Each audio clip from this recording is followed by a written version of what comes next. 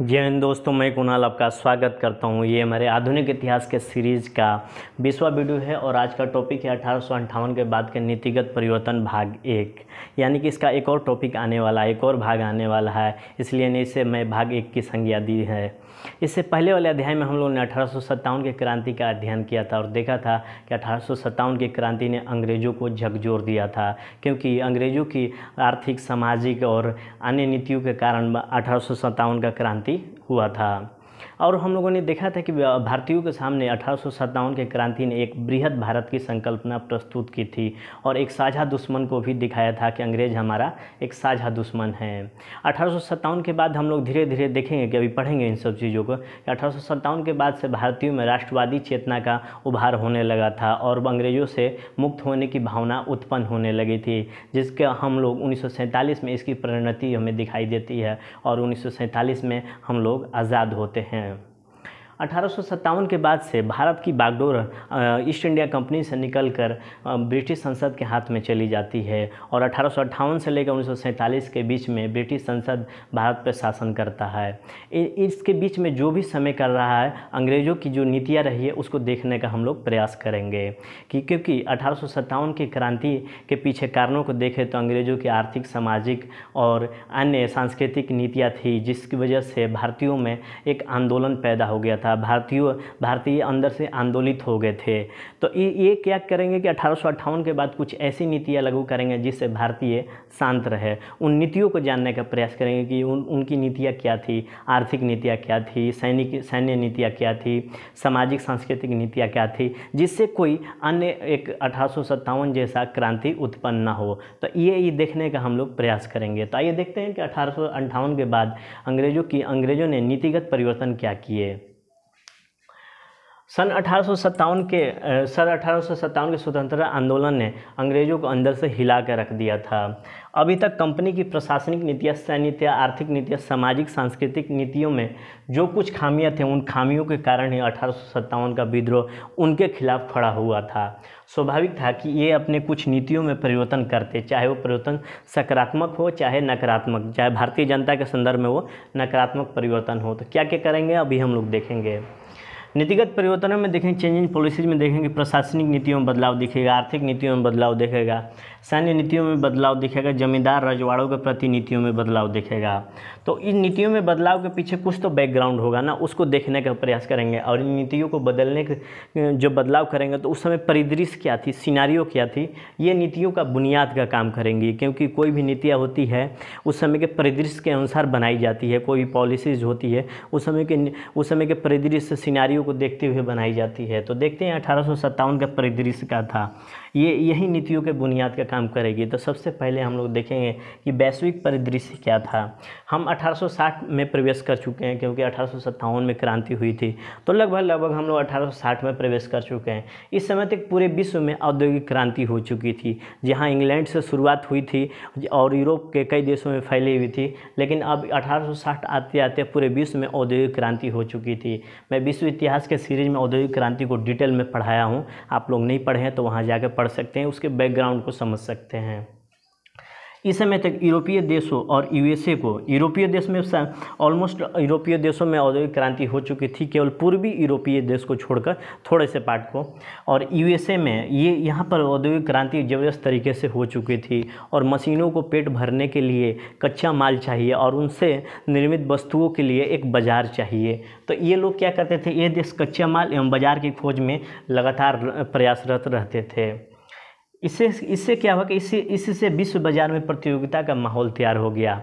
इस कारण ब्रिटेन भारत से संबंधित उन नीतियों को लागू ना करे जिससे विश्व के अन्य बाजार भारतीय बाजार पर कब्जा कर सके। यानी कि विश्व में प्रतियोगिता का माहौल हो गया कि मैं कहाँ से कच्चा माल ढूंढ लूँ, मैं कहाँ पर बाज़ार मिले वहाँ पर मैं अपने सामान को डंप कर दूँ, मैंने वहाँ पर अपने सामान को बाज़ार में प्रवेश करा दूँ। तो इसके लिए क्या हुआ कि विश्व में प्रतियोगिता का दौर शुरू हो गया। तो इस क्रम में क्या हुआ कि जो अंग्रेज होंगे भारत पर अन्य देशों का सामान ना प्रवेश करे, उस तरह का नीतियों का निर्माण करेंगे, ठीक है ना, ताकि विश्व के अन्य देश भारतीय बाजार पर कब्जा ना कर सके। लेकिन इस समय तक आते आते उत्पादन और वित्तीय श्रेष्ठता थी उसको चुनौती देने वाले अनेक देश खड़े हो चुके थे। इंग्लैंड की जो उत्पादन एवं वित्तीय श्रेष्ठता थी इसको चुनौती देने के लिए विश्व में बहुत सारे देश खड़े हो चुके थे, ब्रिटेन इकलौता नहीं रहा था। ठीक है ना। इस वजह से क्या है ना कि इस तरह के नीतियों का निर्माण करेगा कि अन्य देश के समान भारतीय बाजार में प्रवेश ना कर सके। ठीक है ना।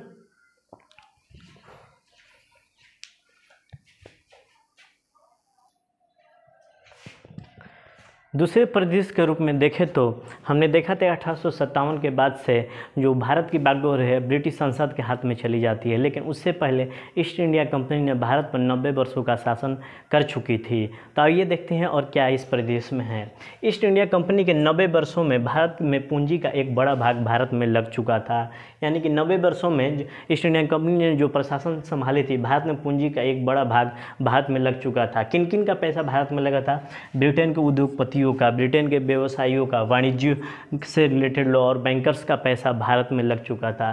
तो किन किन क्षेत्रों में लगा था भाई? कोयला के खदानों में, जूट के मिल में, स्टीमर जिसे जहाज रानी कहते हैं, बैंकिंग क्षेत्र में और चाय के क्षेत्र में इनका पैसा लग चुका था भारत में। 1857 के आंदोलन का इनके माथे पर प्रश्न चिन्ह उठने लगा था कि 1857 का जो क्रांति हुआ था, आंदोलन हुआ था, इनके माथे पर, इन उद्योगपतियों, व्यवसायियों, बैंकर्सों के माथे पर प्रश्न चिन्ह उठने लगा था कि कहीं एक और आंदोलन इसके जैसा ना हो जाए, 1857 जैसा ना हो जाए। ठीक है ना। तो इस समय तक क्या हुआ कि ब्रिटिश संसद और पूंजीपतियों का बहुत बड़ा दबदबा था, इनका बहुत ज़्यादा दबदबा था, जिसे क्रोनिक कैपिटलिज्म कहते हैं। दबदबा था, पूंजीपतियों का निवेश सुरक्षित रहे, संसदों पर यह दबाव था, यानी कि पूंजीपतियों ने इन क्षेत्रों में निवेश कर रखा था और 1857 जैसा फिर से आंदोलन न खड़ा हो तो सांसदों पर यह दबाव था और पूंजी कि फिर से ऐसा आंदोलन ना हो, तो ऐसा नीतिगत उपाय करे कि इस तरह का आंदोलन ना हो और पूंजीपतियों का जो भी माल है, जो भी पैसा है, निवेश है, वो सुरक्षित रहे। इसके लिए क्या किया गया कि पूंजी तभी सुरक्षित रहेगी, माने कि जो भी इन्होंने पूंजी का निवेश किया था, पूंजी तभी सुरक्षित रहेगी जब ब्रिटिश शासन बना रहे, यानी कि ब्रिटिश शासन बना रहेगा तभी पूंजी सुरक्षित रहेगी। क्योंकि अगर आंदोलन हुए, अब बाई चांस वहाँ से ब्रिटिशों को भगा दिया गया तो इनके निवेश सुरक्षित नहीं रहेंगे। इसके लिए उनको नीतिगत उपाय करने की ज़रूरत है ताकि ब्रिटिश शासन के खिलाफ लोग फिर से न खड़ा हो, फिर से ना उठ खड़ा हो, उठे भी तो मजबूती से ना हो और आपस में विखंडित रहें। तो इस तरह की नीतियाँ अपनाएंगे जिससे समाज, भारत विखंडित होता चला गया। माने कि इस तरह से अपनाएंगे कि समाज विखंडित रहे और हमारा निवेश सुरक्षित रहे। ठीक है ना। तो इसके लिए उन्होंने क्या किया कि सेना का पुनर्गठन किया, यानी कि सेना को इस तरह से तैयार किया गया कि ज़रूरत पड़े तो इस सेना के अलग अलग जो गुट हैं, जैसे गोरखा हैं, पंजाबी हैं, जाट हैं, चाहे जो उस समय जो भी थे, बिहारी थे, जो भी रेजिमेंट थे, एक दूसरे के खिलाफ खड़े होने को तैयार हो जाए। माने कि इस तरह से इनको तैयार किया गया, यानी कि जाति, धर्म, क्षेत्र के हिसाब से सेना में बंटवारा किया जाने लगा। राजा रजवाड़े जो भी थे उनसे मैत्री करने की शुरुआत इन्होंने कर दी। और तीसरी थी कि सारी नीतियाँ ऐसे बनाने लगे कि प्रशासन उनके हाथ में रहे। ये दूसरा उपाय के रूप में उन्होंने ऐसा किया। ठीक है ना। नीतिगत उपाय, नीतियाँ बनाने से पहले इन सब चीज़ों को ध्यान में रख कर काम किया उन्होंने।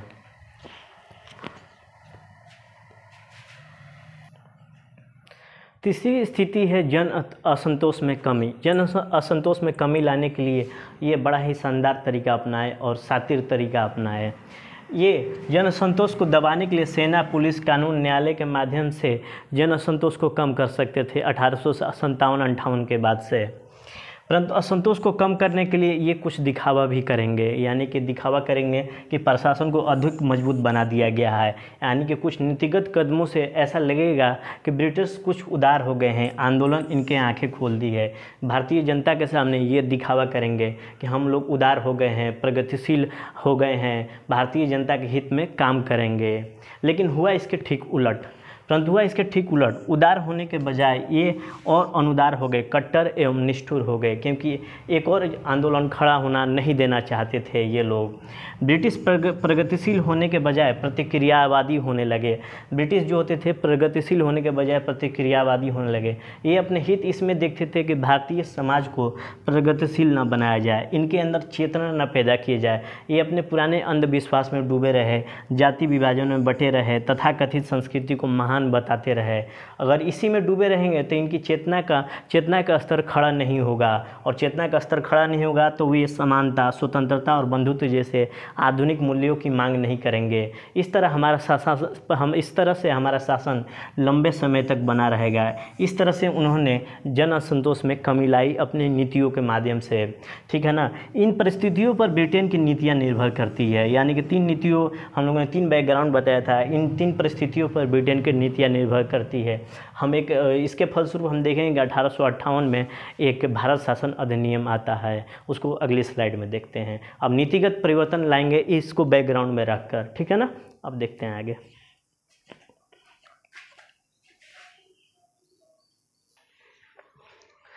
1857 के क्रांति के बाद जो सत्ता थी, भारत की सत्ता या बागडोर ब्रिटिश संसद के हाथ में चली गई, और सन 1858 का ब्रिटिश संसद के द्वारा भारत सरकार अधिनियम पारित किया गया।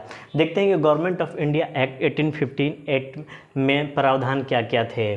सन 1857 के आंदोलन के बाद ब्रिटिश संसद में ईस्ट इंडिया कंपनी की नीतियां एवं प्रशासन पर बहस हुआ और निर्णय लिया गया कि कंपनी का शासन समाप्त किया जाए और कंपनी के शासन के स्थान पर सीधे संसद का शासन स्थापित किया जाए। इसके लिए संसद ने भारत सरकार अधिनियम 1858 पास किया, यानी ब्रिटिश संसद ने भारत सरकार अधिनियम पारित किया 1858। इसके प्रावधान की बात करें तो कंपनी का शासन समाप्त और संसद का शासन आरंभ किया गया, यानी कि संसद के अंतर्गत आ जाएंगे सारा साम्राज्ञी का शासन, यानी क्राउन ताज का शासन, यानी कि जो हेड ऑफ द स्टेट वहाँ थे, राजा थे, उनका शासन प्रारंभ हो गया। संसद में ऐसे मंत्री की नियुक्ति करनी जरूरी होगी जो मूलतः भारत के कामकाज को देखेगी। भारत इतना कमाऊ प्रदेश था जिसके लिए अलग से भारत मंत्री का नियुक्ति करनी पड़ी, यानी कि भारत के मामले को देख रेख करने के लिए भारत मंत्री की नियुक्ति की गई, जो कि इंग्लैंड में रहा करते थे। इंग्लैंड में मंत्रियों को सेक्रेटरी ऑफ स्टेट कहा जाता है।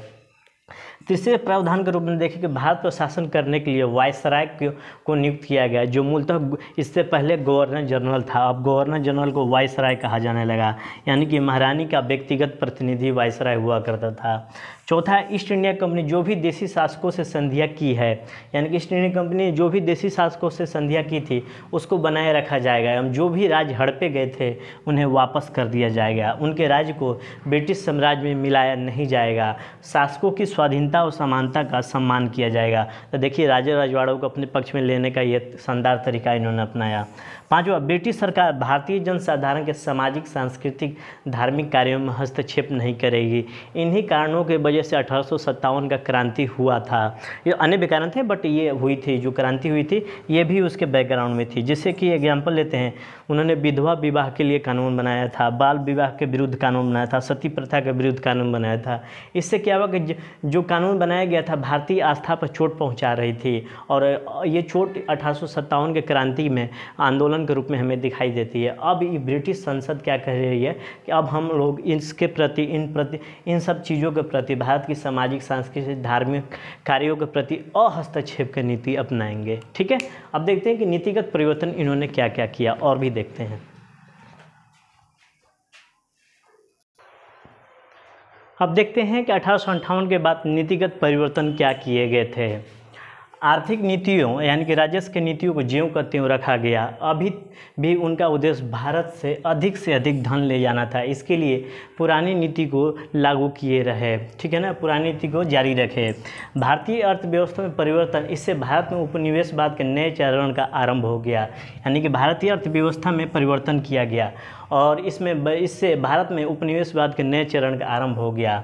1858 AD से पहले व्यावसायिक कंपनी का उपनिवेश था, यानी कि क्या हुआ कि जो ईस्ट इंडिया कंपनी था, भारत था, ईस्ट इंडिया कंपनी का उपनिवेश था, यानी कि ईस्ट इंडिया कंपनी एक व्यावसायिक कंपनी थी। अब वैधानिक रूप से सरकारी स्तर पर भारत का शोषण कर रहे हैं, यानी कि अब भारत में भारत जो उपनिवेश राष्ट्र बन गया था, भारत पर शासित करने के लिए अब ब्रिटिश सरकार आगे आ गया। कंपनी को हटा दिया गया और ब्रिटिश सरकार भारत पर अब शासन करेगा। उसके विकास को रोक रहे हैं। इस कारण 1858 के बाद के उपनिवेश का नया स्वरूप होता है, यानी कि इसके बाद देखेंगे कि प्रशासनिक ढांचा में परिवर्तन किया गया। इसके लिए क्या किया गया कि ब्रिटिश संसद के हाथ में भारत की बागडोर आई, उसके लिए प्रशासनिक ढांचा में परिवर्तन किया गया। आर्थिक एवं राजस्व की नीतियों में परिवर्तन नहीं किया गया, ठीक है ना। ज्यों का त्यों ये बना रहा, लेकिन बागडोर अब ब्रिटिश संसद के हाथ में आया तो प्रशासनिक ढांचा में तो परिवर्तन करना ही होगा। प्रशासनिक ढांचे में परिवर्तन के देखेंगे तो इंग्लैंड में शीर्ष पर संसद हो गई। संसद भारत मंत्री नियुक्त किया गया, पीछे ही पढ़े थे, यह इंग्लैंड में बैठा रहेगा, यह कैबिनेट का सदस्य होगा। भारत मंत्री के पास secretary of state with council होता था, यानी कि ये परिषद काउंसिल होता है, ये परिषद भारत के बारे में निर्णय लेने के लिए भारत मंत्री को मदद करती थी। यानी कि इंडिया ऑफिस का स्थापना किया गया था लंदन में, यह लंदन में स्थित है। यह भारत मंत्री को भारत से संबंधित छोटी से छोटी घटनाओं की जानकारी प्रदान करता था। भारत मंत्री भारत से संबंधित सभी मामलों के लिए जिम्मेदार होता था और यह ब्रिटिश संसद के प्रति भारत मंत्री उत्तरदायी होता था। ये रही इंग्लैंड में प्रशासनिक ढांचा की स्थिति। अब भारत में देखते हैं।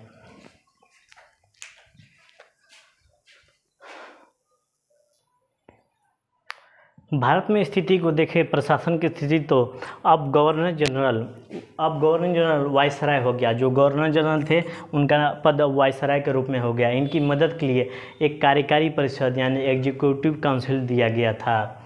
वायसराय भारत मंत्री के प्रति जिम्मेवार है और भारत मंत्री संसद के प्रति जिम्मेवार है। इससे पहले गवर्नर जनरल ही सारा काम देखता था, यानी कि कंपनी के शासन, ईस्ट इंडिया कंपनी के शासन में भारत का कामकाज गवर्नर जनरल देखता था। इसके ऊपर केवल बोर्ड ऑफ कंट्रोल होता था। यानी कि अब क्या हुआ कि वायसराय गवर्नर जनरल उतना शक्तिशाली नहीं रहा। कार्यकारी परिषद के सलाह को वायसराय मानने के लिए बाध्य नहीं है। जो कार्यकारी परिषद थी उसको वायसराय मानने के लिए बाध्य नहीं है। उसके बाद 1861 का इंडियन काउंसिल एक्ट लाया गया, और यानी कि ये एग्जीक्यूटिव काउंसिल के लिए एक्ट लाया गया था, यानी कि जो कार्यकारी परिषद थी उसके लिए यह एक भारत परिषद अधिनियम लाया गया था 1861 का। इस कानून के माध्यम से सदस्यों की संख्या बढ़ा दी गई एग्जीक्यूटिव काउंसिल में, कार्यकारी परिषद में। वायसराय अपने सदस्यों को संख्या अब 6 से 12 कर दी। इस एग्जीक्यूटिव काउंसिल का नाम बदलकर इंपीरियल लेजिस्लेटिव काउंसिल रखा गया, यानी कि साम्राज्यवादी लेजिस्लेटिव काउंसिल रखा गया। यानी कि वायसराय को कानून बनाने का अधिकार मिल गया। इसके तहत 50% सदस्य इसमें गैर अधिकारी होंगे, इनके प्रशासन से जुड़े नहीं रहेंगे, जिसमें भारतीय और ब्रिटिश नागरिक होंगे। 1861 के अधिनियम के माध्यम से भारतीयों का प्रशासन में प्रवेश मिल गया। अब यहाँ से भारतीय नामजद होते थे, नॉमिनेट होते थे प्रशासन में, और वायसराय इनको नॉमिनेट करता था। और भी आगे देखते हैं इंडियन काउंसिल एक्ट 1861 के अंतर्गत क्या प्रावधान थे। इंपीरियल लेजिस्लेटिव काउंसिल सलाहकार समिति के अलावा और कुछ भी नहीं थी। इसमें बिना वायसराय की अनुमति के किसी विषय पर यह चर्चा नहीं कर सकती थी, बहुत से मामलों पर विचार ही नहीं कर सकती थी। यानी धन या वित्त संबंधी, बजट या प्रशासन संबंधी कार्य जो भी थे, इस मामले पर जो इंपीरियल लेजिस्लेटिव काउंसिल थी कुछ भी निर्णय नहीं ले सकती थी, विचार नहीं कर सकती थी। तो कुल मिला के कहें तो ये जो इंपीरियल लेजिस्लेटिव काउंसिल थी सलाहकार समिति थी। ऐसी व्यवस्था करने के पीछे भारतीय जनता को विश्वास दिलाना कि जो भी कानून बन रही है ब्रिटिश संसद बना रही है तथा भारतीय भी तथाकथित संसद का सदस्य हैं, एक भ्रम पैदा करने के लिए इस काउंसिल को निर्माण किया गया था।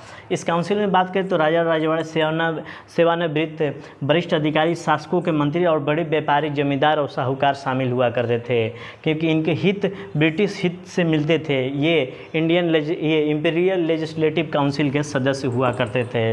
इसके बाद देखें कि प्रांतीय परिवर्तन में इन्होंने क्या किया। प्रोविंशियल चेंजेस में देखेंगे कि ब्रिटिश साम्राज्य अपने राज्य को प्रांतों में बांट रखा था। बंगाल, मद्रास, मुंबई 3 प्रमुख प्रेसिडेंसियाँ थी।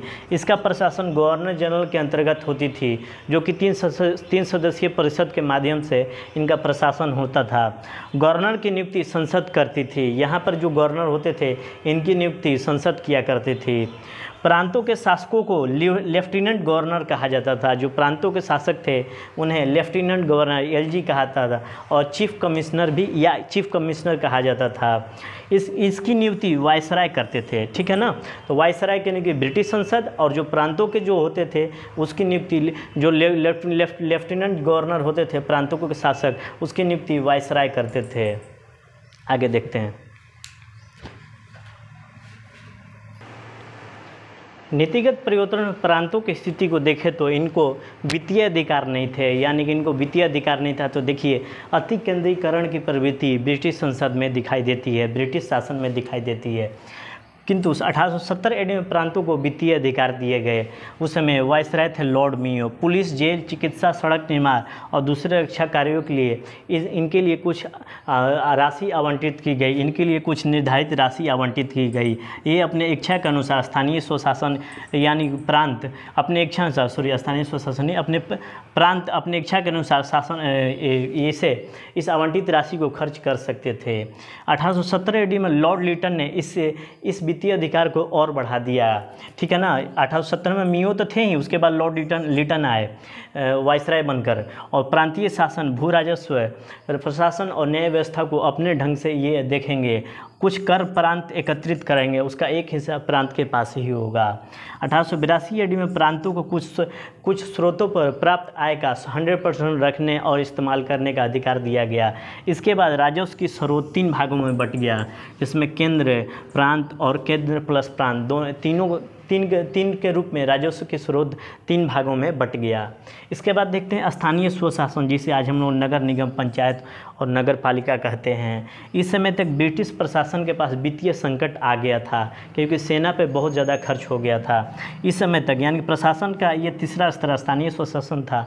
यहाँ तक आते थे वित्तीय संकट उत्पन्न हो चुका था, क्योंकि सेना पे बहुत ज़्यादा खर्च होने लगे थे, दूसरे कामों के लिए धन बचा ही नहीं। इसलिए पीने का पानी, स्वास्थ्य, सफाई, शिक्षा व्यवस्था, सड़क की देखभाल को स्थानीय स्वशासन के हाथों में सौंपा गया और कहा गया कि आप यहाँ से टैक्स वसूलिए और यहीं से धन की व्यवस्था खुद करिए। इसके बाद क्योंकि 1860 AD में यूरोप में ये जो स्थानीय व्यवस्था थी बहुत ही सुदृढ़ रूप से उभरी थी, ठीक है ना, और भारतीयों को इस व्यवस्था की ज्ञान था, इसलिए भारतीयों ने इस व्यवस्था की मांग की, यानी कि स्थानीय स्वशासन की मांग की।